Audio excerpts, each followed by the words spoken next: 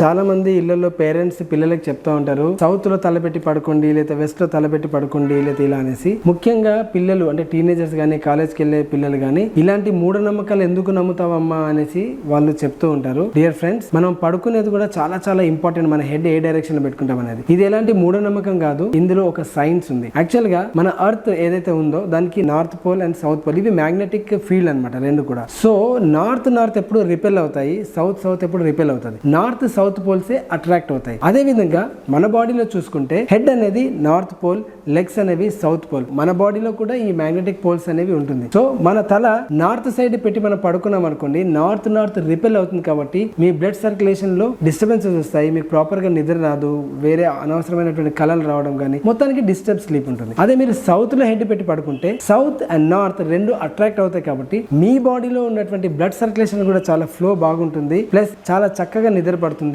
పిచ్చి కలలు లాంటివి రావు, ప్లస్ పడుకున్నందుకు పొద్దున్న లేవగానే చాలా ఎనర్జీ ఫీల్ అవుతారు. సో డియర్ ఫ్రెండ్స్, ప్రతిదీ మూఢనమ్మకాలు అనుకుని మన పేరెంట్స్ చెప్పే మాటని కొట్టి పడేయకుండా వాళ్ళు చెప్పేది కూడా అప్పుడప్పుడు విందాం. సైన్స్ ఏంటో కరెక్ట్ గా తెలుసుకున్న తర్వాత మనకి ఇలాంటి డౌట్స్ అనేది కూడా మన మనసులో నుంచి పోతుంది. All the best.